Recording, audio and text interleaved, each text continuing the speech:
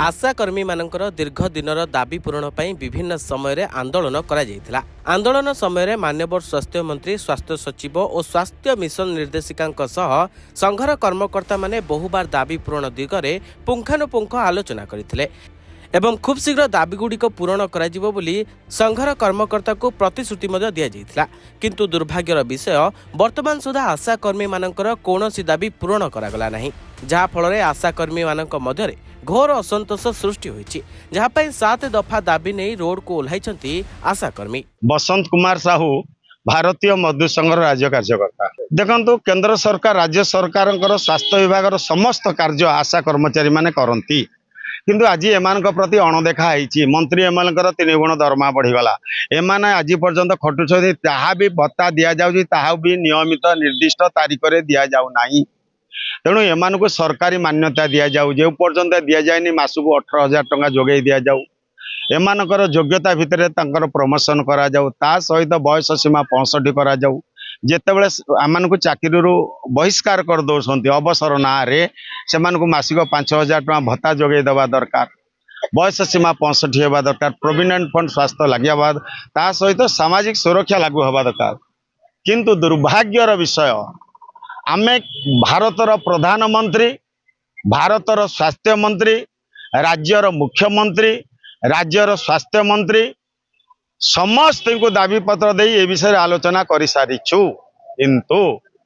एमानकर कौनसी किछि बढ़ी नाही। नमस्कार मो ना लक्ष्मीप्रिया साहू ओडिशा राज्य आशाकर्मी संघर संपादिका कटक जिला संपादिका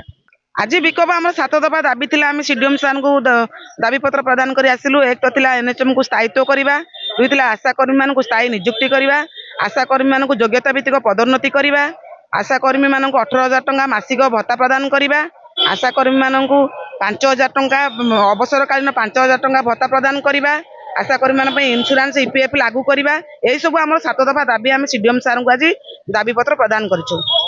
समस्त मंत्री विधायक समस्त मानकर पैसा बढ़िला किंतु आशाकर्मी मानक पैसा बढ़ला नहीं सी बहुत दुख और खबर विषय आम अनुरोध करुचु जे आमर दाबी पत्र माध्यम आशाकर्मी मानकर प्रोत्साहन राशि को बढ़ा जाऊ।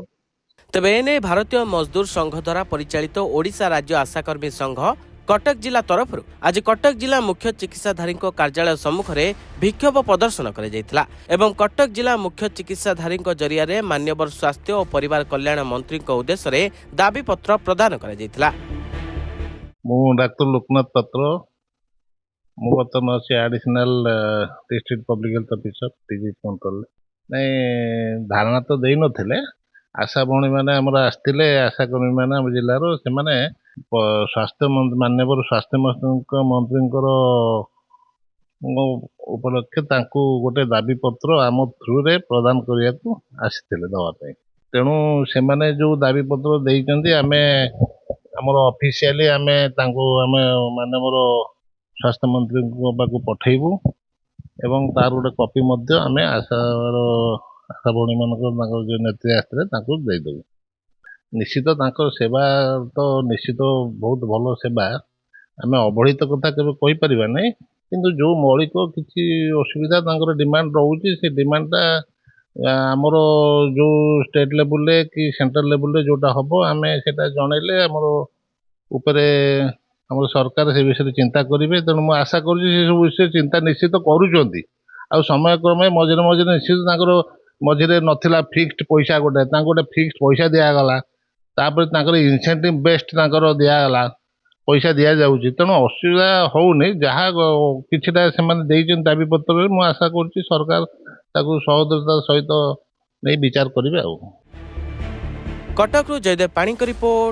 Reporters today.